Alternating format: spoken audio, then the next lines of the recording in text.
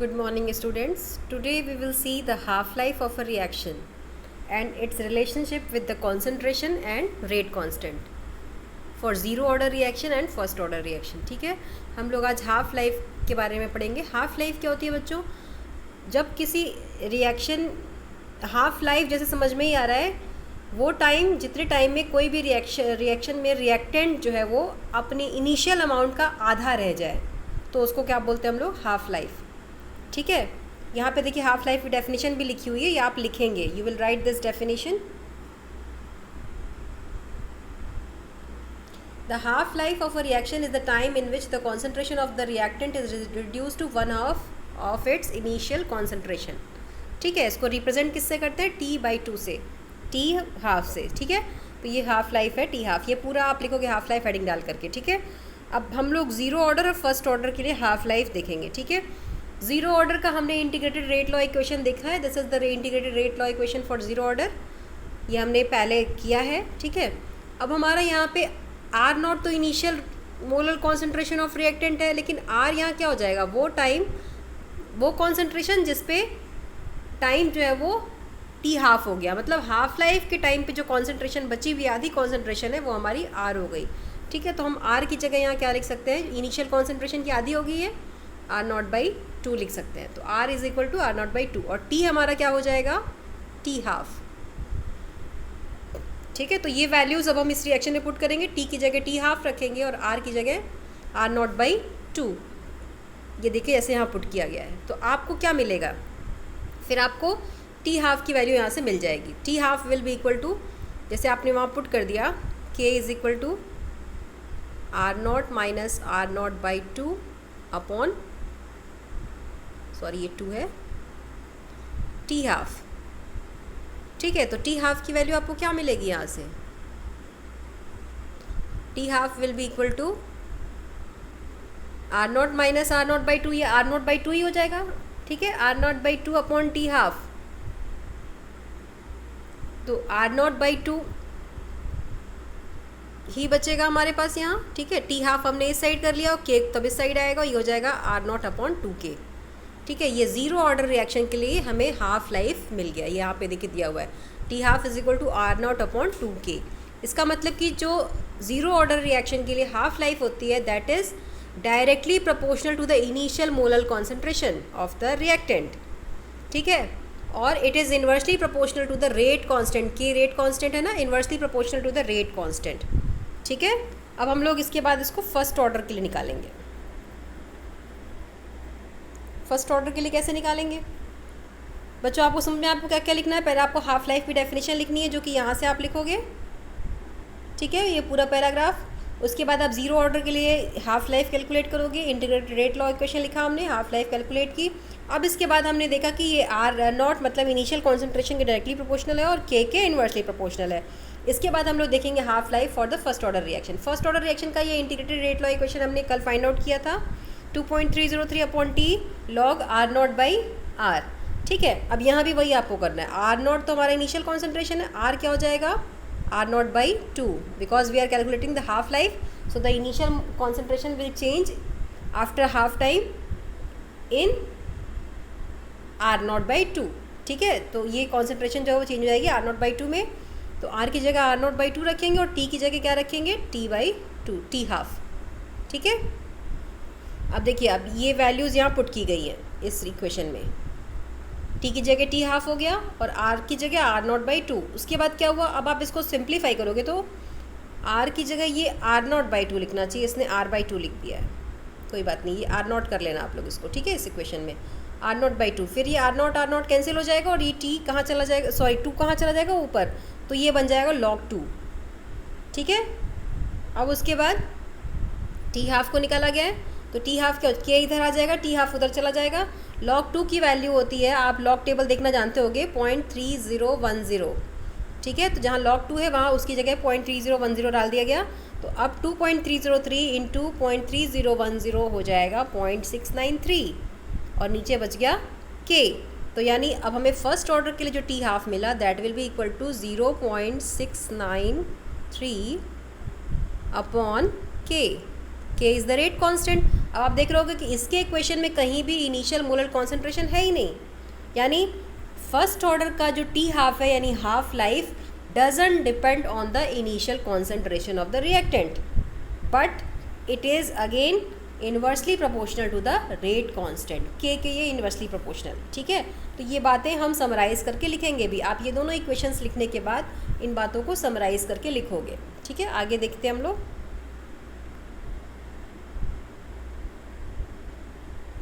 ये देखिए यहाँ लिखा हुआ है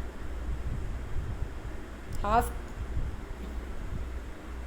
for zero order reaction T half is proportional to R naught, for first order reaction T half is independent of R naught, मतलब it doesn't depend on R naught. तो ठीक है, ये बात आप लिख लेंगे। लेकिन के यानी रेट कांस्टेंट के लिए दोनों ही कंडीशन में ये इन्वर्सली प्रोपोर्शनल है, ठीक है। अब बच्चों ये एग्जाम्पल दिया हुआ है, ये एग्जाम्पल असल में बहुत ही इंपॉर्टेंट एग्जाम्पल है, ये हमेशा पूछा जाता है बोर्ड एग्जाम में भी। ये दोनों एग्जाम्पल बहुत अच्छे हैं और ये आपको हमेशा पूछे जाते हैं, इस पर बेस्ड क्वेश्चन एक ना एक एग्ज़ाम में आता ही आता है। तो ये दोनों एग्जाम्पल हम लोग थोड़ा थॉरली देखेंगे और इसको सॉल्व करेंगे और इसको याद भी कर लेंगे, ठीक है। पहला एग्जाम्पल क्या है, what is the first example? Example number 4.7, a first order reaction is found to have a rate constant. Rate constant की वैल्यू दी हुई है, फर्स्ट ऑर्डर रिएक्शन है तो यहाँ यूनिट सेकंड इन्वर्स होगी। हम लोग स्टार्टिंग में जब पढ़ रहे थे तो हमने यूनिट्स के बारे में भी पढ़ा था ना। ये फर्स्ट ऑर्डर नहीं भी लिखा होता तो हम यूनिट देख करके बता सकते थे कि ये फर्स्ट ऑर्डर रिएक्शन है, ठीक है। Find the half life of a reaction, अभी हमने ये फॉर्मूला फाइंड आउट किया, T half is equal to 0.693/K for first order reaction. तो आपको कुछ करना ही नहीं है, के की वैल्यू दी हुई है, पॉइंट्स आपको बस यहाँ के की वैल्यू पुट कर देनी है, आपको आंसर मिल जाएगा। इसमें तो कुछ भी नहीं करना है, ठीक है। पर ये आप तभी कर पाओगे जब आपको टी हाफ और के बीच का रिलेशन पता होगा फर्स्ट ऑर्डर रिएक्शन के लिए, ठीक है। फर्स्ट ऑर्डर रिएक्शन के लिए तो ये है, ज़ीरो ऑर्डर के लिए भी हमने क्या देखा था बताइए? ज़ीरो ऑर्डर के लिए हमने देखा था यहाँ पे आर नॉट भी था और नीचे के की जगह क्या था, 2K था। देखते हैं फिर से, देखिए ज़ीरो ऑर्डर के लिए क्या है, ये आर नॉट है यहाँ और के की जगह 2K। तो अगर यही सेम क्वेश्चन ज़ीरो ऑर्डर के लिए पूछा जाता तो आप ये फॉर्मूला यूज़ करते, लेकिन अभी ये क्वेश्चन किसके लिए पूछा जा रहा है, फर्स्ट ऑर्डर के लिए। तो आप कौन सा फॉर्मूला यूज़ करोगे, आप ये फॉर्मूला यूज़ करेंगे, ठीक है। तो हमने ये फॉर्मूला यूज़ करके ये आंसर निकाल लिया। दूसरा क्वेश्चन जो है वो बहुत इंपॉर्टेंट है, एक्चुअली ये ज़्यादा इंपॉर्टेंट है। इसमें क्या है, show that in first order reaction time required for completion of 99.9% is 10 times of half life of the reaction. मतलब कोई रिएक्शन जब 99.9% कंप्लीट होता है, मतलब ऑलमोस्ट 100% कंप्लीट होता है फर्स्ट ऑर्डर रिएक्शन, तो उस समय जो टाइम रिक्वायर्ड होता है वो हाफ लाइफ का 10 गुना होता है। ये आपको प्रूव करना है, ठीक है। ये क्वेश्चन कई तरीके से घुमा फिरा के पूछा जाता है, पर ये क्वेश्चन आता है, बहुत इंपॉर्टेंट है। आप इसको अभी तैयार कर लीजिए बिल्कुल एकदम, ठीक है। तो सबसे पहली चीज़ तो हम क्या करेंगे, ये हमारा फर्स्ट ऑर्डर रिएक्शन, तो इसके लिए हम first order integrated rate law equation लिख लेंगे, ठीक है। यहाँ हमारा इनिशियल कॉन्सेंट्रेशन तो आर नॉट ही रहेगा, फाइनल कॉन्सेंट्रेशन यहाँ ये 100% कंप्लीट करने की बात कर रहे हैं, ठीक है। तो 100% कंप्लीट कर रहे हैं, 100% नहीं ऑलमोस्ट 100%, मतलब 99.9% कंप्लीट कर रहे हैं। तो हमारा जो आर हो जाएगा, यानी R at the time when the reaction is completed almost 100%, what is the concentration, तो वो हो जाएगा इनिशियल कॉन्सेंट्रेशन में से अगर हम ऑलमोस्ट 100% मतलब 0.999 आर नॉट माइनस कर दें तो ये हमें मिल जाएगा 99% कंप्लीशन पे कॉन्सेंट्रेशन क्या होगी, ठीक है। आई बात समझ में? 99.9% का मतलब हुआ, अगर आप उसको परसेंट को फिर वैल्यू में कन्वर्ट करोगे तो ये हो जाए डिवाइडेड बाई 100 करोगे, डिवाइडेड बाई 100 करोगे तो ये 0.999 हो जाएगा, ठीक है। तो 1 में से अगर हम 0.999 माइनस कर दें तो हमें बची हुई कॉन्सेंट्रेशन जो 99.9% कंप्लीशन पे होगी वो मिल जाएगी। तो यही किया गया है इस फर्स्ट लाइन में, ठीक है। अब आपको आर मिल गया, आर नॉट आपको पता ही है, अब आपको इसको इस इक्वेशन में पुट कर देना है। 2.303/T log R naught upon R की जगह हम लिख लेंगे R naught minus 0.999 R naught, ठीक है। अच्छा, अब आप ये देखिए कि 1 में से अगर हम 0.999 माइनस करें तो हमें क्या मिलेगा, 0.001, ठीक है। 0.001 को हम 10⁻³ भी लिख सकते हैं, है ना। तो यहाँ हमें R naught minus 0.999 R naught हमारा क्या हो जाएगा 10⁻³ और आर नॉट है ना, ऊपर भी आर नॉट है नीचे भी आर नॉट है, आर नॉट क्या हो जाएगा, कैंसिल हो जाएगा। जैसे आपको मैं यहाँ साफ साफ लिख के दिखाती हूँ, R naught upon 10⁻³ R naught हो जाएगा। ये आर नॉट कैंसिल हो जाएगा, 10⁻³ जब ऊपर आएगा तो क्या हो जाएगा 10⁻³ हो जाएगा, माइनस साइन हट जाएगा। ठीक है, तो अब ये जो पूरी वैल्यू हमारी है ये बन जाएगी log 10⁻³। ठीक है, तो हमें क्या मिल गया 2.303/t log 10⁻³। अच्छा, log 10⁻³ को जब हम सॉल्व करते हैं तो उसको हम लोग लिखते हैं log 10⁻³ सॉल्व करने के बाद लिखा जाएगा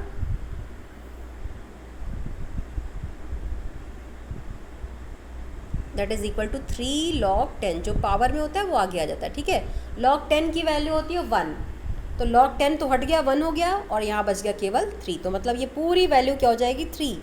तो यानी अब आपको यहाँ पे करना क्या है, कुछ नहीं करना। ये इस इक्वेशन में आप देखिए, आपको log 10⁻³ की जगह 3 रख देना है और ये हो जाएगा 2.303 × 3/t। अब आप इसको मल्टीप्लाई करोगे तो आपको ये लगभग मिलेगा 6.909। ठीक है, ये देखिए ये आ गया हमारा 6.909 डिवाइडेड बाई k। ठीक है, ये t की वैल्यू इन्होंने यहाँ से निकाल ली क्योंकि ये क्या था that is equal to k। तो अगर t आप निकालना चाह रहे हो तो t को इधर कर लोगे, k नीचे आ जाएगा और ये पूरी वैल्यू तो हमारी 6.909 हो गई अपॉन k हो जाएगा। ठीक है, तो ये हमें मिल जाएगा t is equal to 6.909 divided by k। ठीक है, ये कौन सा टाइम है, ये वो टाइम है जब रिएक्शन 99.9% कंप्लीट होता है। अच्छा, जब रिएक्शन हाफ कंप्लीट होता है तो क्या होता है फॉर्मूला, t ये फर्स्ट ऑर्डर के लिए हमने अभी कैलकुलेट किया था थोड़ी देर पहले, t half will is equal to 0.693 divided by k, अभी हमने निकाला था ना। तो आपको t मिल गया 6.909 k, t हाफ मिल गया। ये t वो टाइम है जब रिएक्शन 99.9% कंप्लीट होता है और t हाफ तो हाफ लाइफ है ही, तो आपको इन्हीं दोनों के बीच में रिलेशन फाइंड आउट करना है। ठीक है, तो ये देखिए t अपॉन t हाफ निकाल लिया गया। ठीक है, t अपॉन t हाफ निकालेंगे तो ये हमें इस तरीके का इक्वेशन मिल जाएगा, k कैंसिल हो जाएगा, 6.909 डिवाइडेड बाई 0.693, 6.909 को चाहे 6.939 को, लगभग ये दोनों वैल्यूज़ एक ही है, लगभग एक है ना, तो यहाँ सिर्फ पॉइंट का ही एक्चुअल में डिफरेंस है।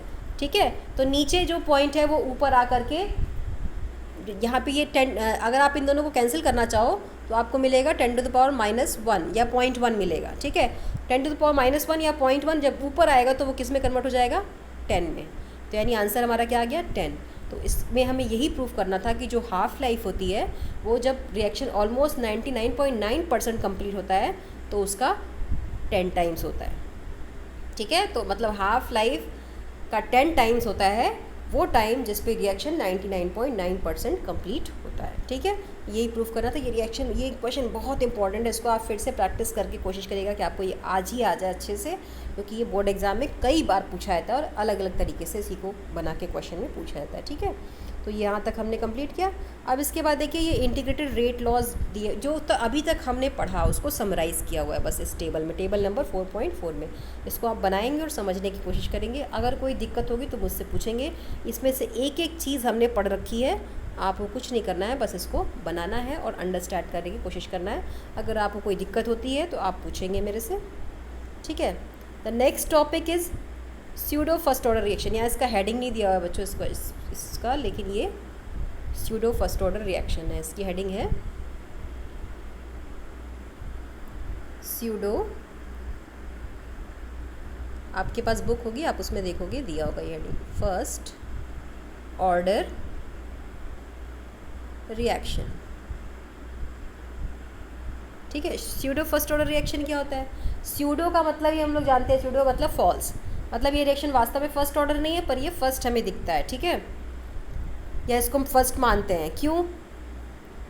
क्योंकि देखो कुछ रिएक्शन ऐसे होते हैं जिसमें कि 2 रिएक्टेंट तो इन्वॉल्व हुए हैं, लेकिन उनमें से एक रिएक्टेंट ऐसा होता है जो कि एक्सेस में होता है।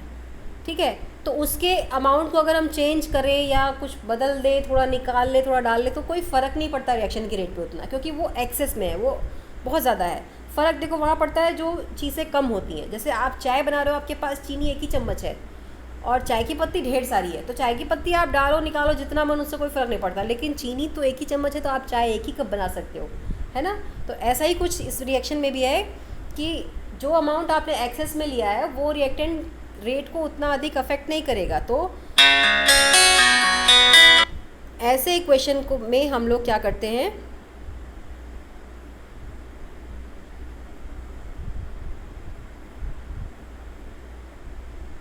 सॉरी,